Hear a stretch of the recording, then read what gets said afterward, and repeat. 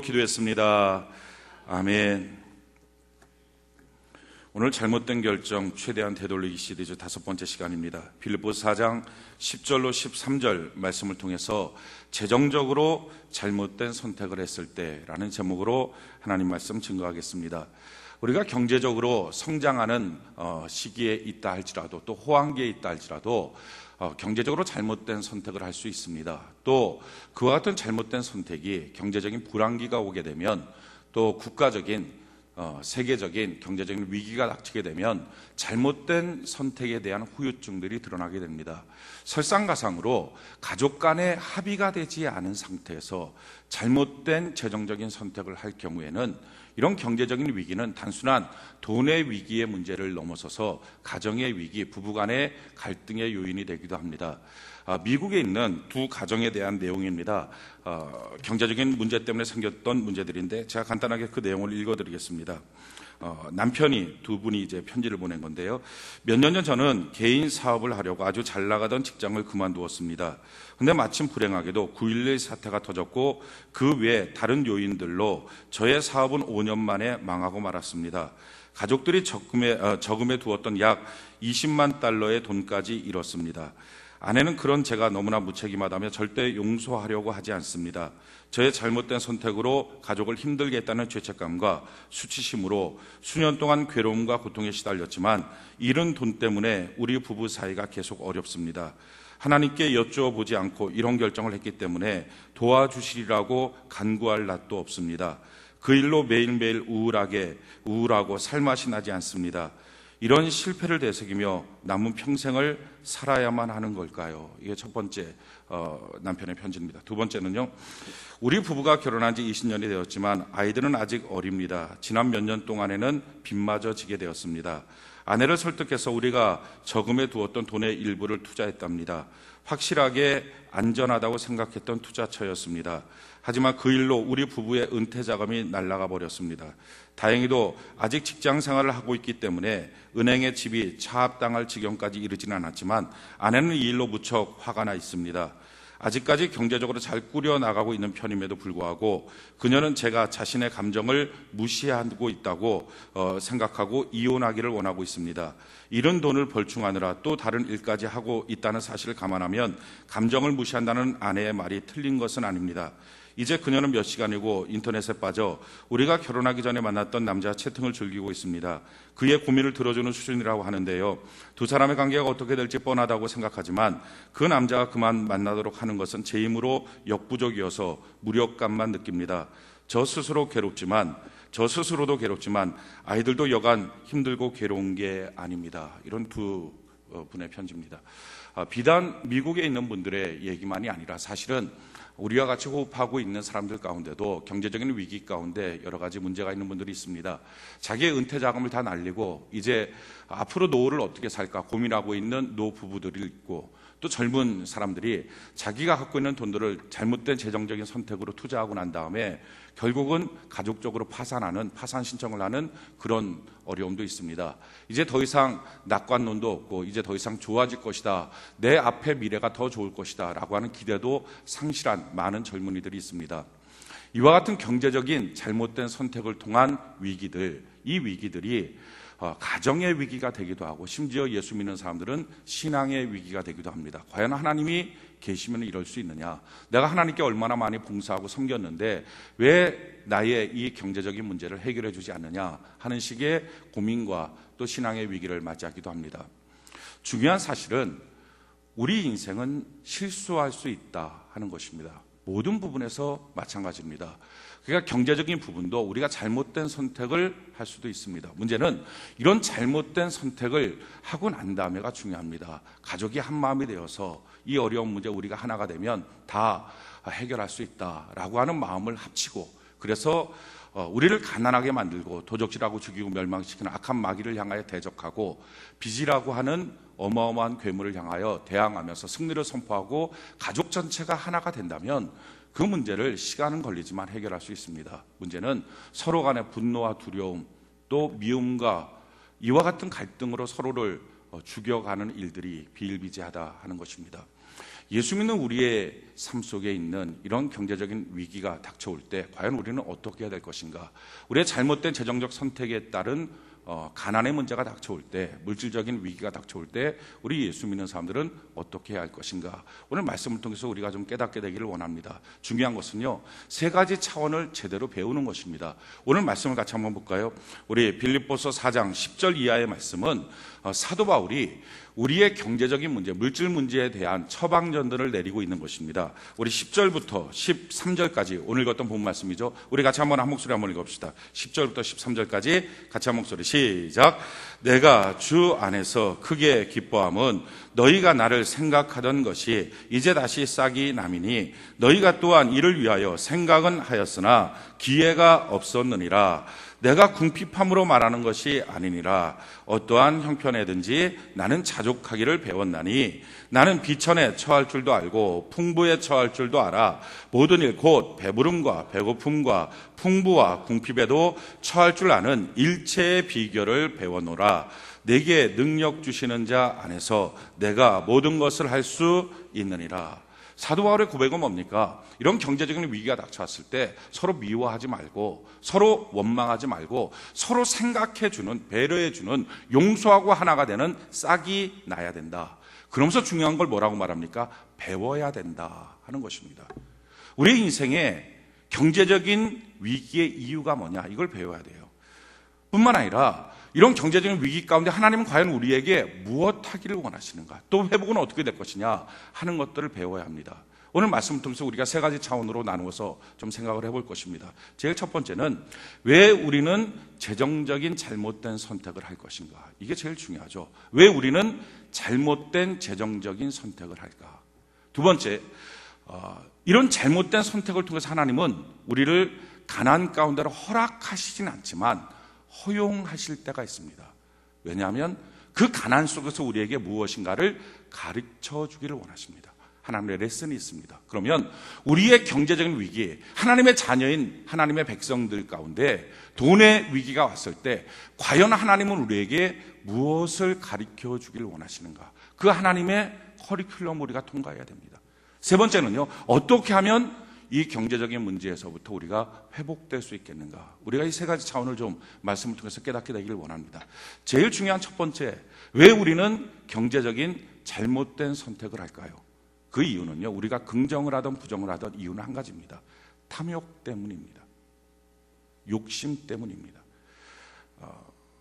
더 큰 것, 더 좋은 것, 더 빨리, 더 많이 갖고 싶은 것.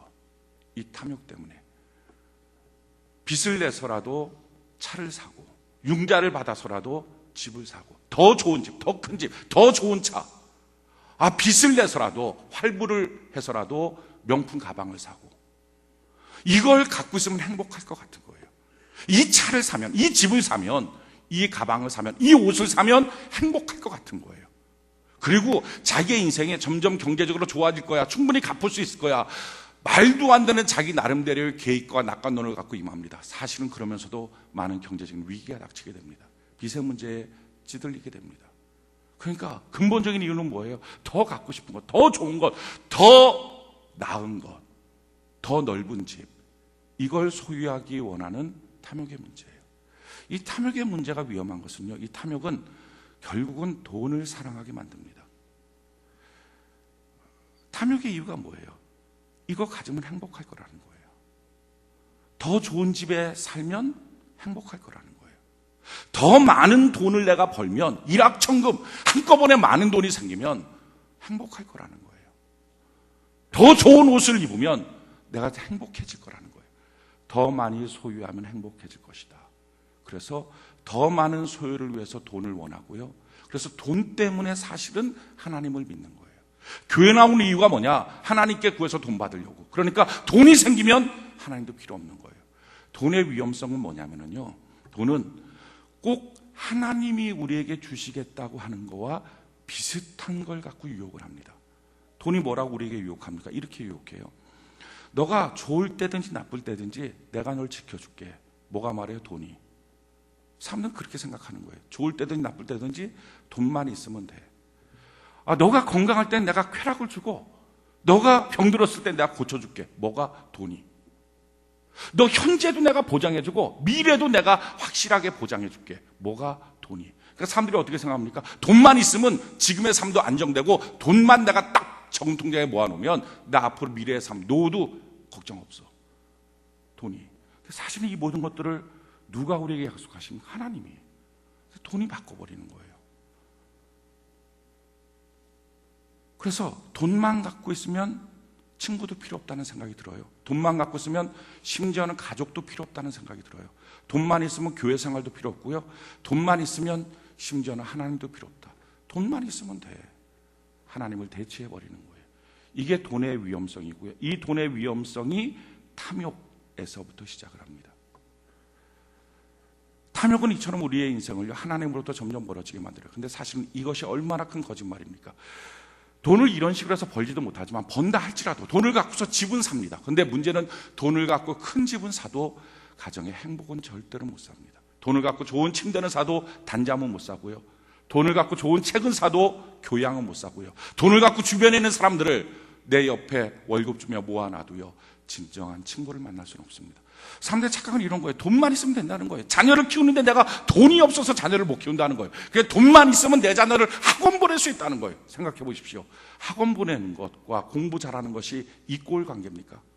학원만 보내면 다 공부 잘합니까? 근데 사람들이 착각하는 거예요. 학원 보낼 수 있다. 그게 잘 키우는 거다. 돈이 주는 유혹. 결국은 어떻게 됩니까? 돈은 허울 좋은 겉모습만 주고요, 속에는 아무것도 주지 못합니다. 겉모습만 쫓아가다가 결국 무너져버린 인생, 이게 돈이에요. 왜냐하면요, 복권 당첨돼서 일확천금한 사람들의 모습들을 보면서 행복한 사람은 거의 찾기가 힘들다는 거예요.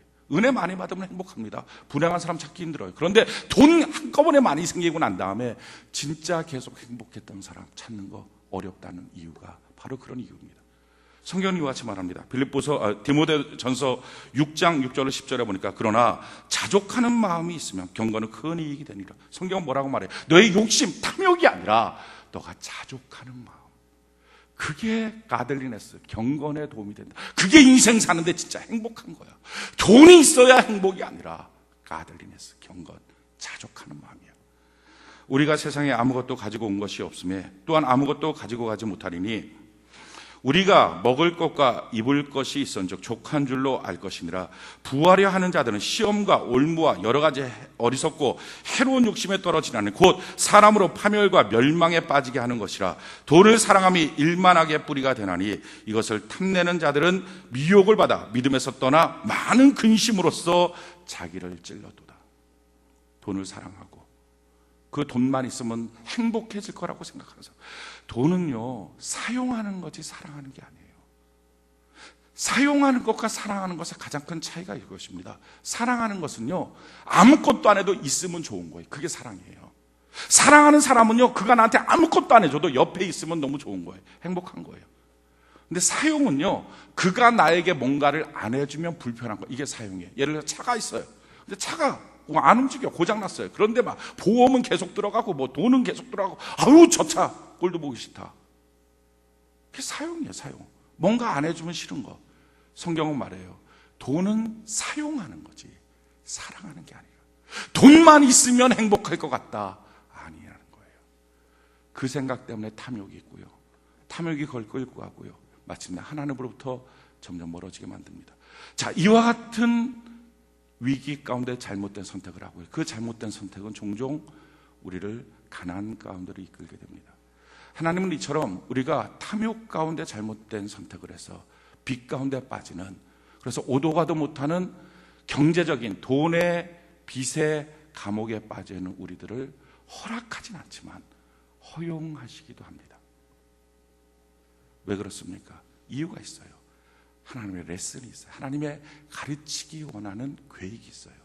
자, 우리가 가난 속에 빠져있다면, 경제적인 위기 가운데 빠져있다면 우리가 배워야 될 것이 뭡니까? 그 사실을 배워야만, 그 커리큘럼을 통과해야만 누구라도 마찬가지예요.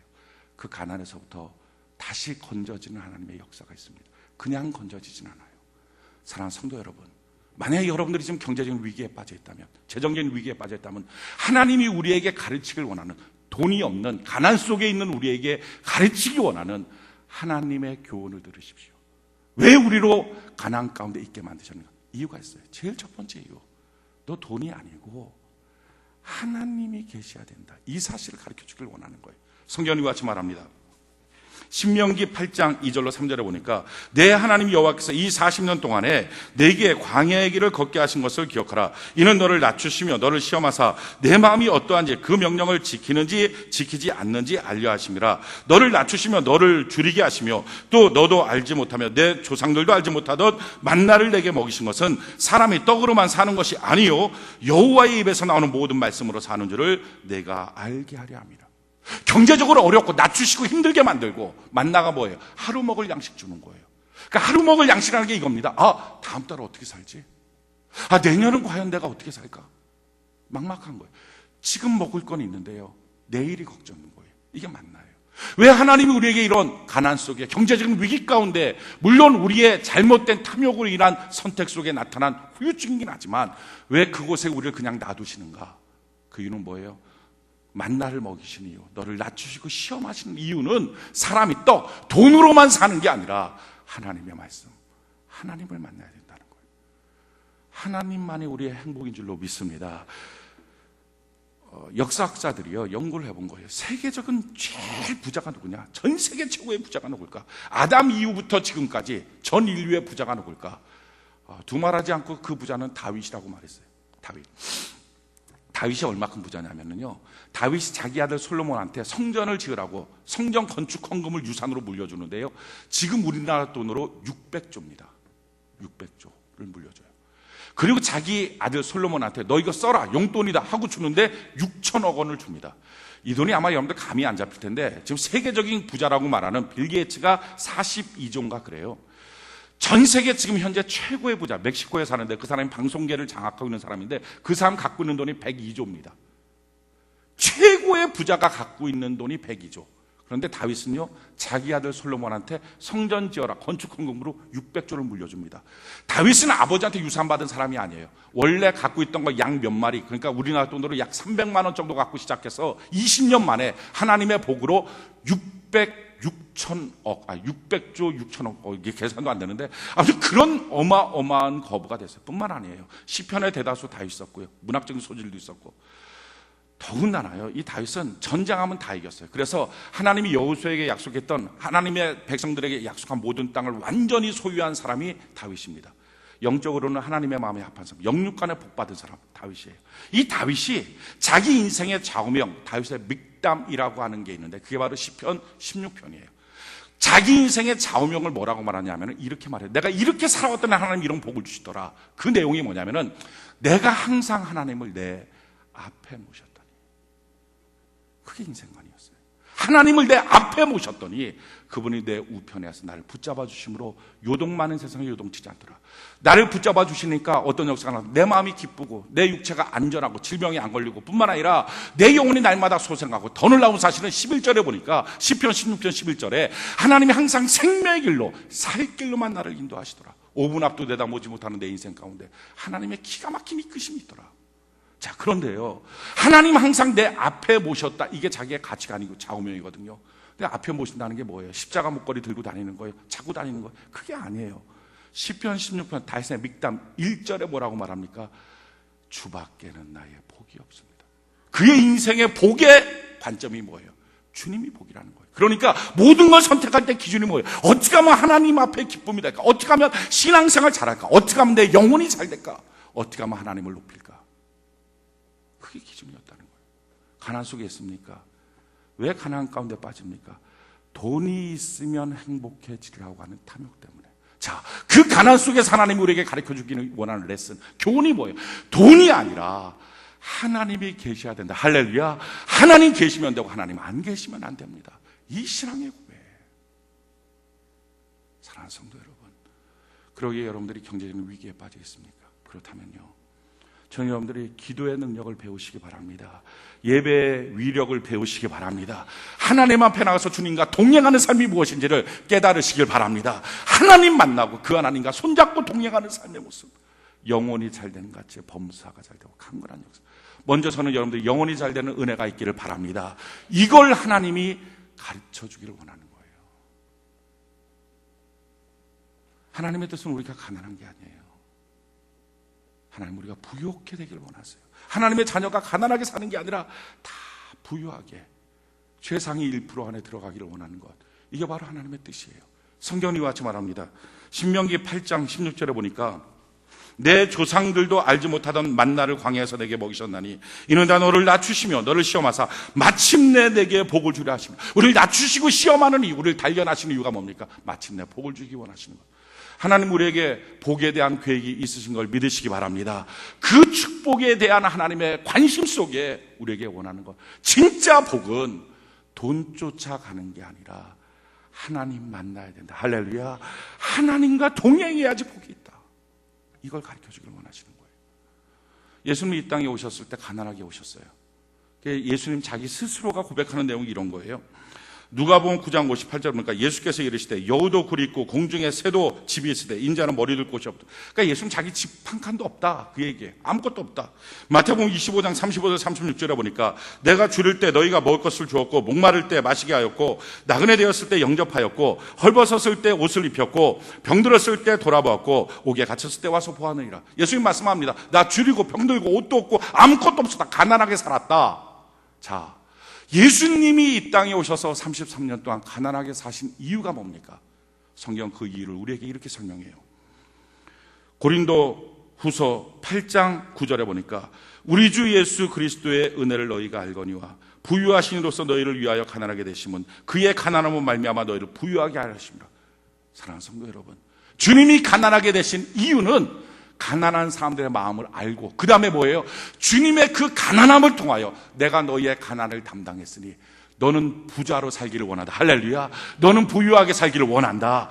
그의 가난하심으로 우리를 부유하게 하시는 것, 이게 하나님의 뜻이에요.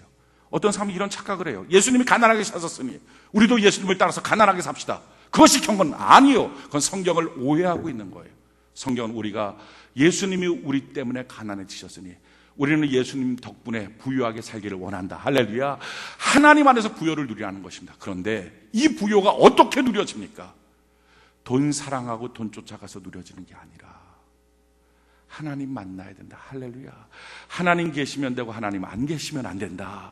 이 고백 갖고 기도의 능력을 알고 예배의 위력을 알고 찬송의 능력을 알고 주님과 동행하는 삶을 살 때 회복이 됩니다. 가난하십니까? 하나님의 첫 번째 교훈, 가난할 때 너의 영혼이 잘 돼야 된다. 가난할 때 신앙이 회복돼야 된다. 가난할 때 돈 때문에 찌들지 말고 가난할 때 예배 잘 드려라. 가난할 때 하나님 만나라. 가난할 때 말씀의 능력을 받. 가난할 때 제대로 성경 보고 제대로 신앙생활 해봐라. 그때 하나님 만나라. 이게 하나님의 교훈이에요.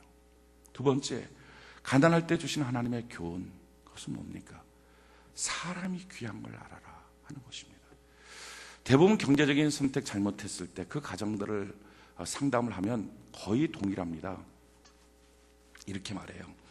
대부분 아내들이요, 제가요 그래서요 목사님 그렇게 말렸는데 이 사람 말을 안 들어. 고집이 얼마나 센데 아주 지 마음대로 해갖고 그래 싸우기 싫으니까 마음대로 해요. 그러다가 결국은 이 꼴 됐어요 목사님. 이게 99.9%의 가정입니다. 옛말에 이런 말 있죠. 어른 말 들으면 자다가도 떡이 생긴다고요. 네, 말이 좀 바뀌어야 돼요. 요즘에는요 아내 말 들으면요 자다가도 돈이 생깁니다. 이게 제가 가정들 보면서 사업하겠다고 하시는 분들한테 상담을 할 때 간단해요. 그래서 무슨 사업한대. 그러면 그거 어떻게 잘 되겠습니까? 뭐 어떻게 돈 많이 벌겠어요? 뭐 이 성공 가능성이 있습니까? 이런 거 하나도 안 물어봐요. 왜냐하면 그런 거 물어봐봤자 소용없어요. 다 된대요. 무조건 그거 된다는 확신이 있으니까 그거 안 된다고 생각하면 하겠어요? 무조건 돼야 돼, 무조건. 근데 대부분 안 돼요. 근데 한 가지만 딱 물어봐요. 뭐라 물어보냐면은 그 사업 한다 그럴 때 부인이 좋아하셨습니까? 그러면 그것 때문에 좀 기도하고 있습니다. 아직 뭐 그렇게 좋아하지는 않는데. 그러면 이렇게 저도 기도할 테니까 더 기도해 보세요. 부인 설득 중에 있습니다. 그러면 저도 설득할게요. 하나님을 한번 설득해 보세요. 부인이요 이 얘기를 하자마자 처음부터 너무 좋아했어요. 그럼 시작하십시오. 가난했을 때 이유가 뭡니까? 고집 부려서 자기 혼자 돈 때문에. 그래서 돈 때문에 주변 사람들 상처 주는 거예요. 돈 벌려고 주변 사람들 상처 주고요. 성경이 이와 같이 말합니다.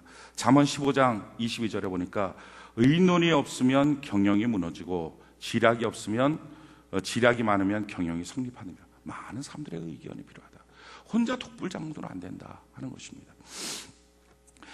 미국의 유명한 건축가인 프랭크 로이드라고 하는 사람이 있는데, 이 사람은 10대에 삼촌이 자기 집 뒤에 이제 언덕이 있었는데 그 눈 하얗게 와서 눈 덮인 언덕을 같이 이제 나가자 하게 나간 거예요. 막 해갖고 가는데 거기에 뭐 토끼도 뛰어다니고 막 여우도 뛰어다니고, 그러니까 이 프랭크가 10대 청소년이니까 그거 보러 막 뛰어간 거예요. 막 보고서 야 저거 좋다고.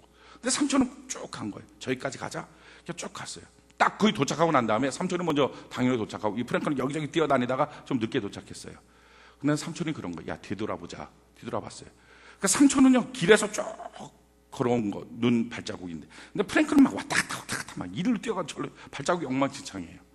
근데 이 삼촌이 프랭크한테 이렇게 말을 한 거예요. 봐라, 삼촌은 이렇게 쭉 길에서 벗어나지 않고 이렇게 왔지. 그래서 이렇게 빨리 도착했지. 너는 여기저기 다니려고 엉망으로 다니고 이렇게 늦게 오지 않니? 그렇게 아무데나 다니는 게 아니야. 쭉 가는 거야. 근데 그 삼촌의 교훈을 들으면서 이 프랭크는요 다른 교훈을 받았어요. 어떤 교훈을 받았냐면, 나는 이것도 저것도 보고 싶어서 막 여기저기 뛰어다녔다. 풍광도 보고 보고 싶은 거 다 봤다. 그런데 조금 늦기는 했지만 결국 삼촌과 같은 자리에 서 있다. 사랑하는 성도 여러분, 여러분은 여러분들의 인생을 어떻게 사시겠습니까? 사람들은요 어떤 성공을 위해서 목표를 놓고 꿈을 갖고 그것만 향해서 달려가요. 그래서 그 꿈을 이룹니다. 이루면 평생 행복하고 좋을 것 같아요. 아니에요. 15평 아파트 사겠다. 열심히 해서 15평 사요. 그럼 평생 만족입니까? 아니에요. 25평, 35평, 45평. 잠깐 기쁨이 있지만 그 다음에는요 또 힘들어요. 그러니까 꿈만 보고 달려가면 성공 성취한다고 해도 아닌 거예요. 우리 인생의 최종의 목적지는 없어요. 문제는 그 목적지에 어떻게 가고 있느냐 하는 거예요. 일상의 기적들을 누리며 사는 삶, 이게 행복한 거예요. 여유를 갖고서 가족들과 더불어 가는 삶. 어떤 분들은 이래요. 자기 자녀가 이 혹덩이래요. 혹덩이 막 치대고 막 귀찮게 힘들어. 언제까지 육아를 해야 되느냐, 이거 막 귀찮아 죽겠다. 너무 짜증난다, 막 이런 분들이 있어요.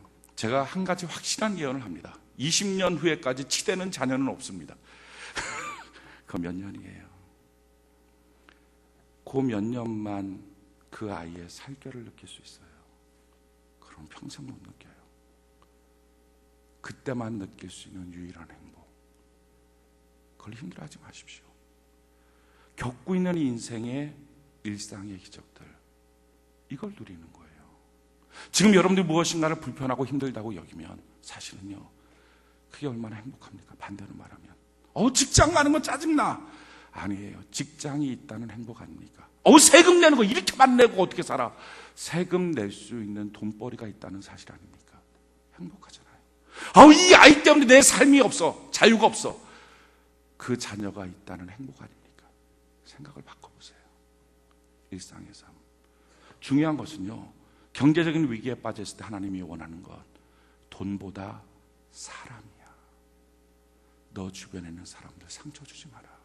그 사람과 같이 하는 거, 서로 생각해주는 싹이 나는 거. 우리가 한 마음이 되면 이 경제적 위기 이겨나갈 수 있어 라고 고백하는 그 사랑.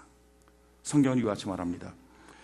전도서 4장 9절 12절에 보면요, 두 사람이 한 사람보다 나으면 그들이 수고함으로 좋은 상을 얻을 것임이니라. 혹시 그들이 넘어지면 하나가 그 동물을 붙들어 일으키려니와 홀로서 넘어지고 붙들어 일으킬 자가 없는 자에게는 화가 있으리라. 또 두 사람이 함께 놓으면 따뜻하거니와 한 사람이면 어찌 따뜻하랴. 한 사람이면 패하겠거니와 두 사람이 맞설 수 있나니 세 곁은 쉽게 끊어지지 아니하리라. 우리 12절 같이 한번 읽어볼까? 한 사람 패하고, 시작. 한 사람이면 패하겠거니와 두 사람이면 맞설 수 있는. 아멘. 하나님이 이 세상을 향한 우리 인생의 성공의 비결이 뭡니까? 혼자는 안 된다. 패한다. 부부가 하나가 되고 가족이 하나가 되고 두 사람이면 맞설 수 있다. 경제적 위기 가운데 배워야 될 두 번째 교훈, 돈보다 사람이 중요하다 하는 거예요. 우리가 경제적인 위기, 가난 속에 있을 때 배워야 될 세 번째 하나님의 교훈은요, 원리를 알라는 것입니다. 심어야 거둔다는 거예요. 너무 간단하지 않습니까? 심어야 거두지. 어떻게 안 심고 거둡니까? 그러니까 어떻게 해야 돼? 먼저 심어야 나중에 거두는 거예요. 이게 원리예요. 어렵고 힘들 때일수록 먼저 심는 거예요. 우리 인생은요, 심는 자예요. 성경은 이와 같이 말합니다.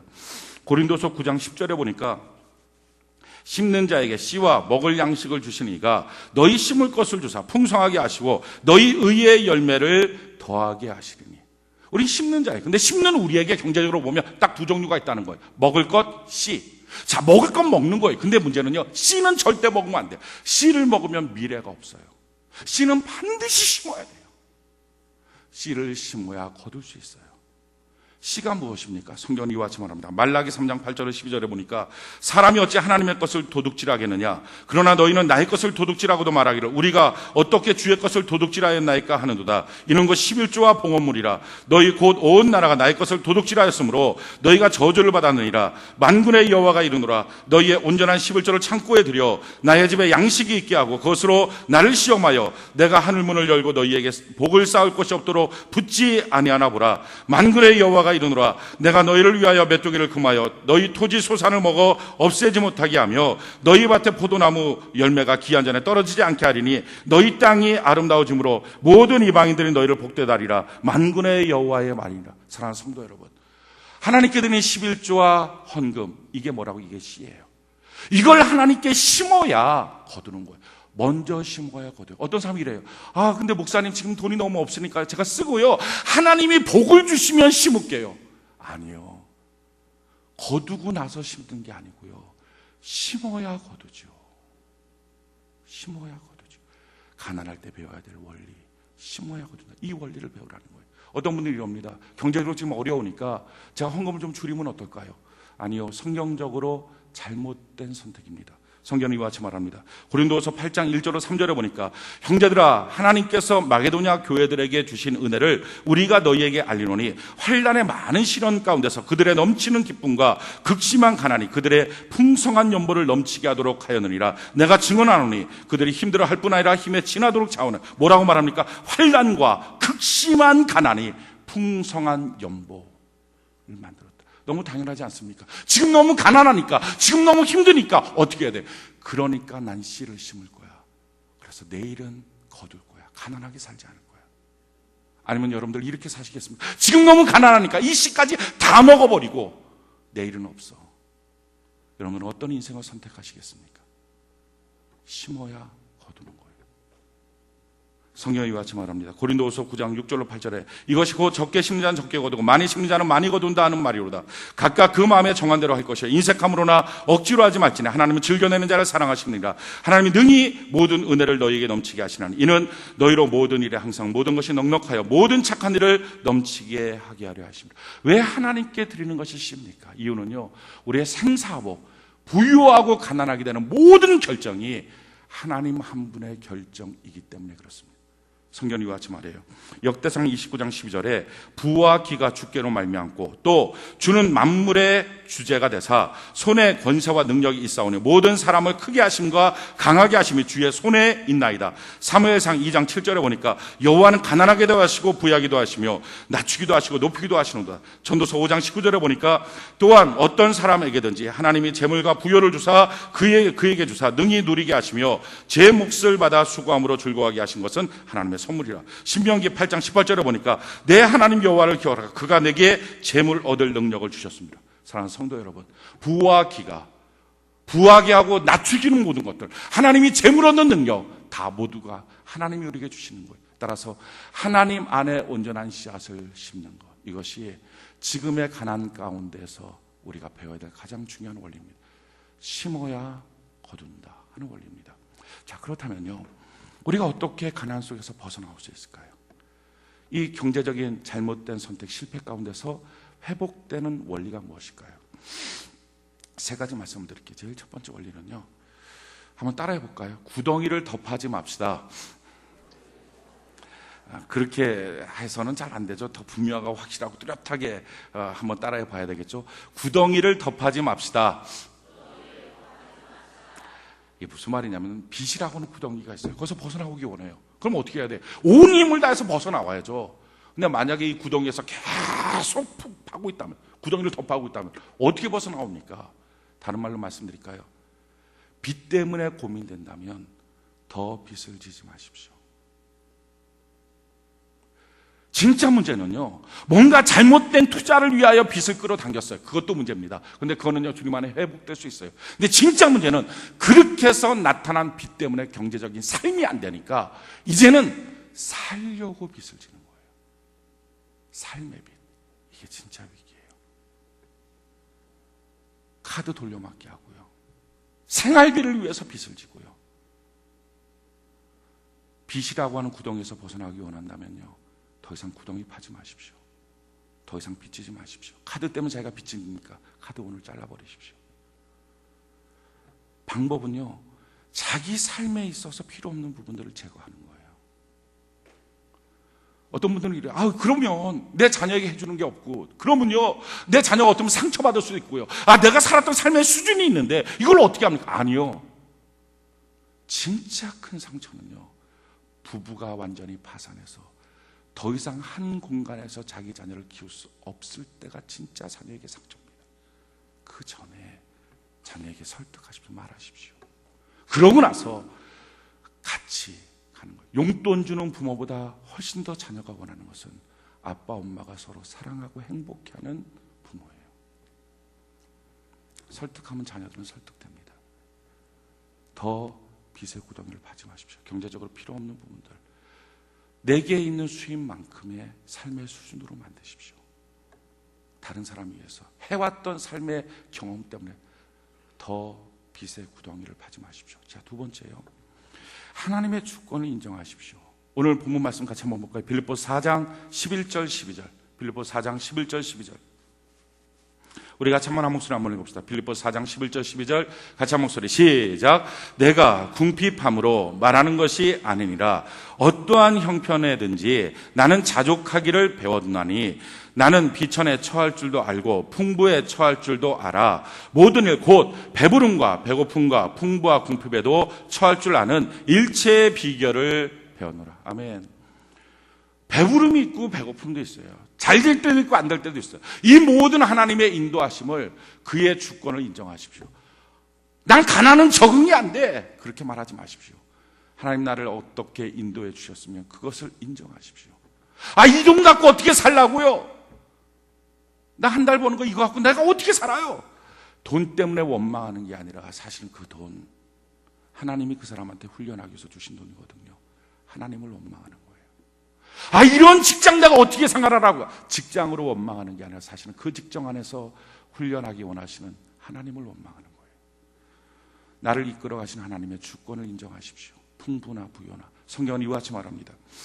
사도행전 17장 26절로 27절에 인류의 모든 족속을 한 혈통으로 만드사 온 땅에 살게 하시고 그들의 연대를 정하시며 거주의 경계를 한정하셨으니 이는 사람으로 혹 하나님을 더듬어 찾아 발견하게 하려 하심이로되 그는 우리 각 사람에게서 멀리 계시지 아니하도다. 뭐라고 말합니까? 우리가 사는 집, 우리가 있는 동네, 우리가 하고 있는 직장 생활, 사업, 이 모든 것은 하나님이 정해놓으신 것이다.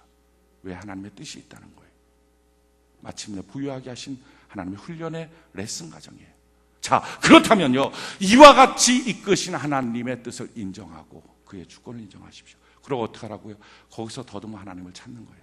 왜 이런 직장에 있게 하셨는지, 왜 이만큼의 월급을 받게 하시는지, 왜 이런 삶을 살게 하시는지, 그 안에서 하나님이 나한테 원하시는 삶의 이유가 무엇인가를 생각하십시오. 사랑하는 성도 여러분, 정말 우리가 관심 가져야 될 것은 삶의 수준이 아니라 삶의 이유입니다. 삶의 목적입니다. 내 삶 속의 사명입니다. 사도 바울은요, 옥에 갇혔어요. 옥에 갇히는 수는 얼마나 비참합니까? 그런데 옥에 갇히는 자기 삶의 문제가 아니라 옥에 있는 삶의 이유를 찾았어요. 삶의 수준이 아니라. 그러고서 이 옥 속에서 내가 황제들의 가족들도 오니까 이들에게 복음을 전가리라. 빌립보서 4장 20절에 보니까 가이사랴 집안의 가족들에게도 문안하라. 그들도 전도한 거예요. 전도의 이유를 찾았어요. 옥을 전도 센터로 만들었어요. 요셉은요, 형제들에게 팔려갔어요. 13년 동안 죽을 고생했어요. 이렇게 고생한 요셉, 자기 삶의 수준이 10년 동안 노예 생활, 3년 동안 옥살이, 이게 뭐냐? 삶의 수준을 본 게 아니라 삶의 이유를 봤어요. 하나님 나를 왜 이끄셨는지. 그리고 마침내 사명을 발견합니다. 창세기 45장 5절에 이렇게 고백해요. 당신이 나를 이곳에 팔았다고 해서 근심하지 마소서, 한탄하지 마소서. 하나님이 생명을 구원하시려고 나를 당신보다 먼저 보내셨습니다. 삶의 이유와 목적을 발견하는 이세요. 사랑하는 성도 여러분, 언제부터 하나님의 회복이 있습니까? 삶의 수준 때문에 우는 게 아니라, 삶의 수준 때문에 몸달아 하는 인생이 아니라, 내 삶의 이유가 뭔가, 내가 왜 이 직장에 있는가, 내가 왜 지금 이 사업을 하고 있는가, 내가 지금 이런 삶을 왜 살고 있는가, 이것을 향한 하나님의 이유가 뭘까? 삶의 이유와 목적을 발견하는 것, 더더머 하나님을 발견하는 삶의 모습, 하나님의 주권을 인정하십시오. 세 번째는요, 하나님의 능력을 인정하십시오. 오늘 빌립보서 4장 13절 우리 같이 한번 볼까요? 빌립보서 4장 13절 같이 한 목소리 한번 읽어봅시다. 시작. 내게 능력 주시는 자 안에서 내가 모든 것을 할 수 있느니라. 이 말씀은요, 물질적인 문제에 대한 해결책입니다. 우리 하나님은 전능하신 하나님, 능력 주시는 하나님이에요. 그렇기 때문에 경제적인 어려움이 왔을 때 먼저 이 경제적인 어려움 가운데 내 삶의 수준, 그게 아니라 사명을 발견하고, 돈이 아니라 사람을 좀 발견하고, 돈이 아니라 하나님을 발견하고, 그렇게 하고 나서요, 전능하신 아버지 하나님께로 나오십시오. 모든 하나님의 축복과 기적은 다 가나안에서부터 시작했어요. 오병이어의 기적, 가나의 혼인잔치, 다 떨어지고 없었던 거예요. 그 안에서 하나님의 역사가 나타나요. 열왕기상 17장에 보면요, 사렙다 가부가 나옵니다. 그 사람은요, 3년 만에 기근, 먹을 게 하나도 없어요. 자기와 자기 자녀 먹을 것, 밀가루 항아리에 마지막 남은 하나, 기름 종지에 마지막 남은 한 방울, 그거 먹고 부쳐 먹고 오늘 죽으리라. 이제 다 끝이다. 더 이상 살 길도 없다. 우리가 종종 그래요. 다 없다고. 이제 난 아무것도 없어요 라고 말할 때 있어요. 아니에요. 그 집에요, 하나님의 은혜가 임해요. 사랑하는 성도 여러분, 가난할 때 주시는 하나님의 은혜를 귀히 여기는 역사 있기를 바랍니다. 그 집에 하나님의 은혜가 임해요. 은혜의 하나님의 말씀을 들고 찾아오는 선지자가 와요. 그리고 말하는 거예요. 그걸 붙여서 내게 갖고 오라. 그것을 바라볼 수 있는 은혜의 시선이 있어요. 그 말에 순종할 수 있는 순종의 은혜가 있어요. 그 집안에 은혜가 있었어요. 가난 속에서 은혜가 임할 때 그 은혜 때문에 하나님은 회복의 역사가 나타나요. 평생의 가문 가운데 밀가루 마르지 않고 기름 마르지 않은 축복의 가정, 물질의 넉넉함의 축복, 가난 속에서 피어난 거예요. 저는 여러분들이 가난과 어려움 가운데 있다면 이와 같이 기적을 베푸시는 전능하신 하나님, 오늘 이 예배 가운데 나왔으니까 하나님을 만나고 하나님 안의 문제가 해결되는 귀한 역사 있기를 바랍니다. 더 중요한 것은 이렇게 환경을 바꾸시는 하나님의 기적도 있지만요, 내 자신을 바꾸시는 하나님의 능력도 있어요. 1930년 미국이 대공황에 빠졌을 때 대로라고 하는 무신론자가 있었어요. 다니면서 강연을 한 거예요. 야, 이렇게 어려운 가운데 있는데 하나님 계시냐? 하나님 계시면 우리를 이렇게 어렵게 하겠냐? 힘들게 하겠냐? 하나님 계시냐? 막 그런 거예요. 남부의 흑인 밀집 지역에 가서 외친 거예요. 우린 직장도 잃었다. 우리는 가정도 잃었다. 우린 돈도 잃었다. 우린 미래도 잃었다. 우린 노래도 잃었다. 다 잃어버렸다. 하나님이 계시냐? 그럴 때 한 흑인이 거기서 말, 아니요, 우리는 아직 노래하고 있어요. 당신은 어떻게 노래합니까? 그때 이 흑인이 말한 거야. 나는 예수님 때문에 노래하고 있어요. 그랬더니 옆에서 맞아요, 할렐루야, 우리가 예수님 때문에 찬양하고 있어요. 예수 믿는 사람은요, 어떤 기적이 있어요? 예수님 때문에 가난 속에서도 감사할 수 있어요. 할렐루야. 예수님 때문에 가난 속에서도 찬양할 수 있어요. 하나님을 높일 수 있어요. 그 찬송과 감사를 통해서 옥 속에 있어도 옥문이 깨지고 세빗장이 열리고 옥문이 열리는 하나님의 기적을 맛보게 될 줄로 믿습니다. 사랑하는 성도 여러분, 우리가 경제적 어려움 가운데 있다면 이제 더 이상 돈이 있어야 문제가 풀어져. 돈이 있어야 내가 행복해. 돈이 있어야 내 자녀 키울 수 있어.